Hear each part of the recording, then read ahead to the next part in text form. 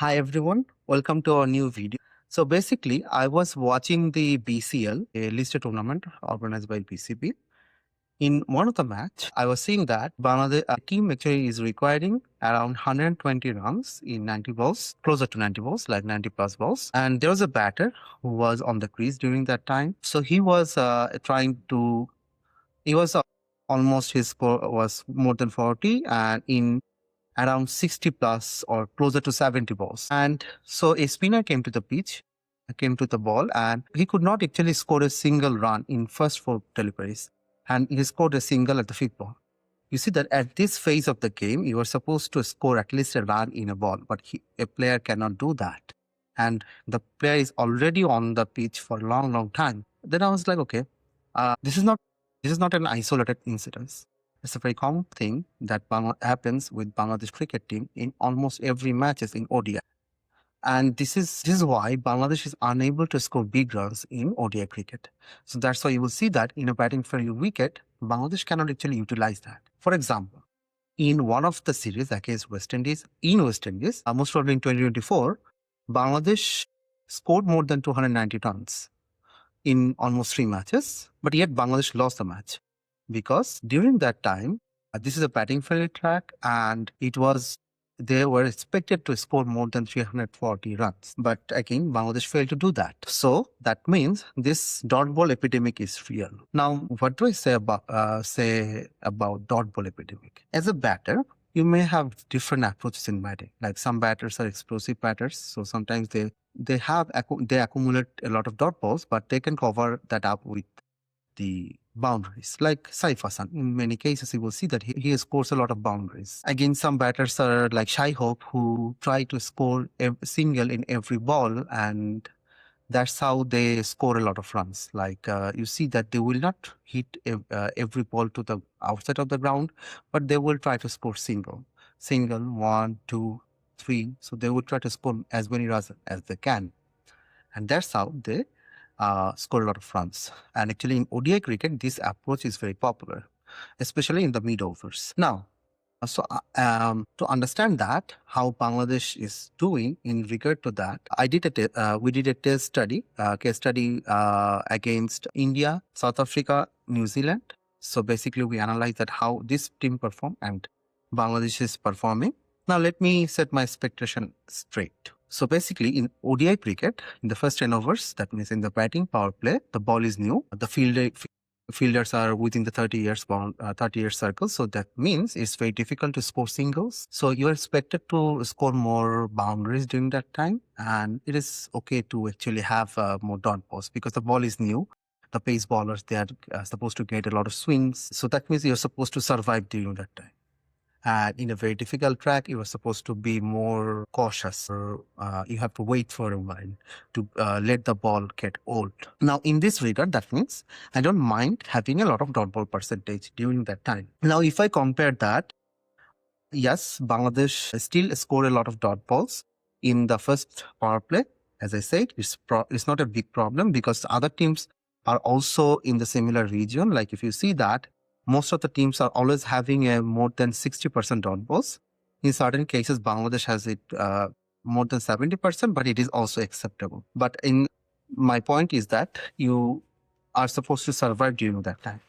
But if you look into the boundary percentage, Bangladesh does not dominate here. So that means Bangladeshi batters are not good at playing the new ball. So you see that in 2024, India actually scored around 20% runs with boundaries, which is a lot more than others. Bangladesh, most of the time, actually Bangladesh was lower than many other teams, except a few cases. But my focus is in the middle over. So the ball is old now. You are expected to get more spinners during that time. If the fielding is spread, you are supposed to, so in this phase, you are supposed to carry the innings towards the last 10 overs, and you are supposed to build partnership there. You are supposed to keep the run flowing. Now, in this phase, you are not expected to accumulate a lot of dot balls. Rather, you are supposed to score more singles, doubles. Sometimes you will see that it is like 30 or 40 balls from boundary, but still you were scoring runs. It is acceptable. But if I look into Bangladesh, actually historically, Bangladesh is always having more dot balls in the middle overs. In certain times, Bangladesh did perform well in compared to these teams. Yeah, as I can see that in 2019, Bangladesh had a better time. Bangladesh was accumulating a lot less dot balls. Also, even in the best phases of the Bangladesh's very golden era, we see that the dot ball percentage is still a lot. But again, as I said that, in terms of boundary, if you can actually cover that with boundaries, then it is acceptable. Now, in that regard, in certain times, Bangladesh actually did better than many other teams. Like in 2020, if you look at 2015, during that time, Bangladesh, also 2024, during that time, Bangladesh actually scored more boundaries than many other teams. So that means at least they dominated that phase in some regard. So, but again, the dot ball percentage is historically always high, even without golden generation. In the last 10 overs, you are supposed to score more boundaries there and you are supposed to have less dot balls. But Bangladesh does not follow that rule. In many cases, you will see that Bangladesh have a lot less boundaries, except a few times, as I said, in 2017. But again, historically, if you look into the graph, you will see that Bangladesh never had a dominating last 10 overs.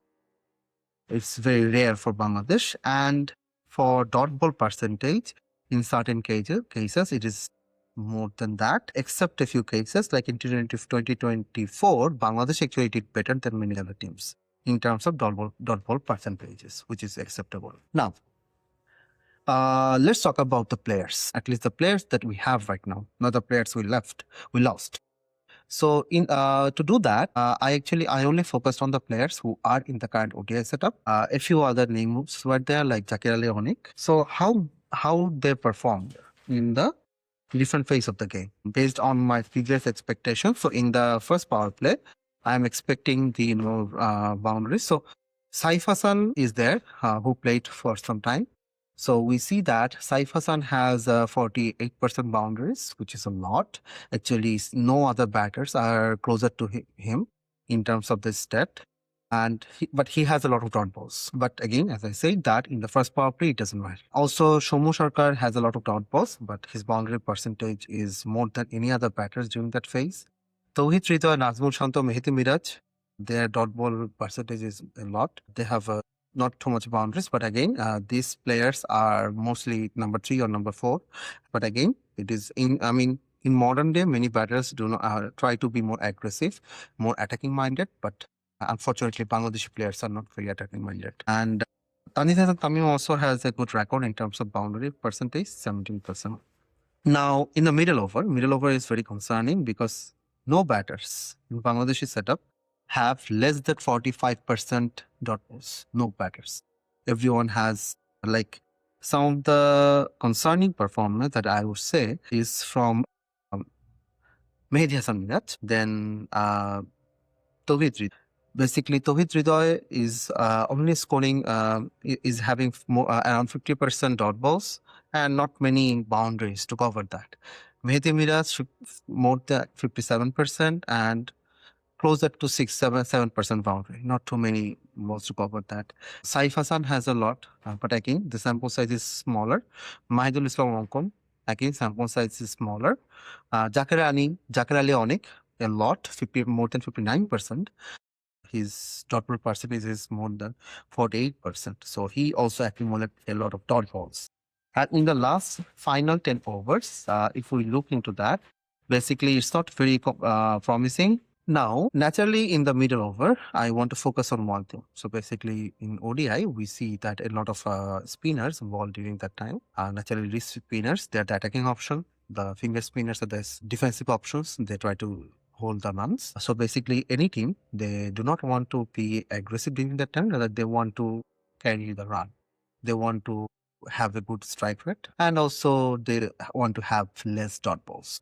Tanjit Hassan, Tamim, Saif Hassan. Again, Saif Hassan's sample size is very small. Shomo Sarkar and Nurul Hassan Shohan. Everyone's strike rate is extremely poor. It's less than 85. Even the best ODI batter have a strike rate of less than 85, which is 84. And a lot of dot balls, like 48% dot balls against the spin bowler. Tauhid Hridoy, Mehdi Hassan Miraj, especially Mehdi Hassan Miraj is the captain of this team.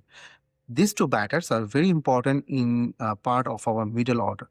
And these two batters, their strike rate is extremely poor against the spin bowlers, and they accumulate a lot of dot balls. Like Mehdi Hassan Miraj accumulate more than 57% dot balls against spin bowlers.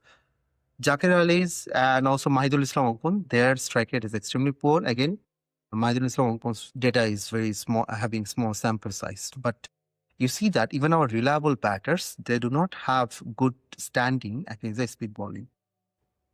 One of the key problem here is that weakness against the spin bowling. Basically, Bangladesh, after Mushfiqur Rahim, then Sakib Al Hasan, we actually did not have any player who can properly play against the spin bowlers. So you see that Mushfiqur Rahim was good at cut shot against the spin bowlers. He was good at sweep shots. So basically, from the square leg or the deep mid wicket, he was able to accumulate singles or doubles. Same goes to Sakib Al Hasan, maybe one of the best player in the cut shot. He was also good at that. So he could score a lot of singles, and that always actually disrupt the rhythm of the bowler, because you have to, and also if they are in the partnership, there is a right hand left hand combination, and you have to change your line in every ball, and it can be very difficult for the bowler to adjust to that, and that's how they could actually build a lot of good partnerships. But currently, none of our batters in the middle over have this capability. Mehdi Miraj, obviously, no. Tauhid Hridoy, no. They are not good at playing spin bowlers. Sometimes if you put fielders in particular region, you will see that they cannot score runs. And that's why dot balls happen. And when you see that your batter is having 3 dot balls in a row and he gave you the strike, you become more tensed, stressed. You want to score more runs. And that's why you try to score some boundary. And sometimes the batting collapse happens in this way. Even the set batters get out.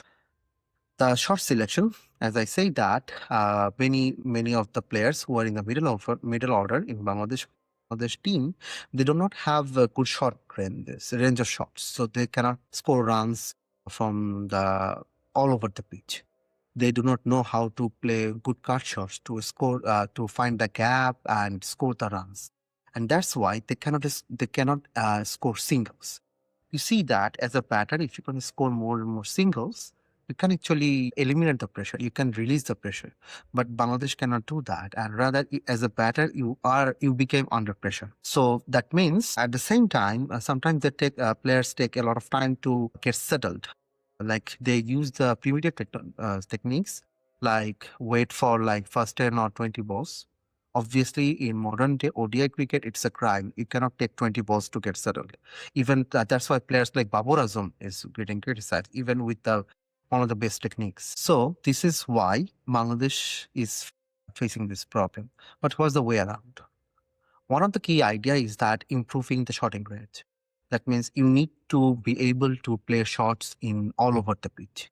And that's how you can score runs. You need to be having more skills against the spin bowlers. And the second thing is that batting plan. I think many times the batters, they do not have a proper plan. So you see that sometimes their main idea is that I want to score boundaries. That's not how you go to the pitch to play. Rather, you have to have a plan. You have to understand. You have to see that, okay, in the first 20 ball, I will try to score this many runs, and I will try to score singles. I will not go for boundaries, except the ball is bad or except there is a poor delivery. So then I will go for the boundary. Otherwise, no. So you need a proper strategy, proper planning, and then you will be able to score more runs in the middle over. And if you have a solid good total in the middle over, actually, and also you can build a good partnership there, play risk-free cricket, scoring more singles. Actually, it will allow the players at the end to go for the explosive shots. And that's how you can score more than 350.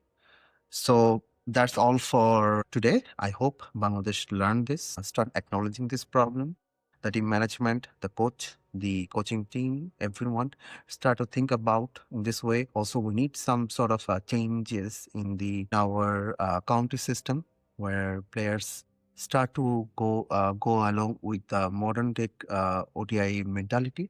So if we do that, maybe we can actually get we can be able to remove this problem from our system and we can score more runs. So with that note, this is the end of our video. Please like this video, share this video with your friends, share your comments in the comment section. If you think that there are many problems that players need to address, share your views. We would love to know what do you think about this problem, and at the same time also if you have any ideas, if you want to see a particular type of videos, please also share that in the comment section. Subscribe to our channel, put the bell icon on, and keep supporting us.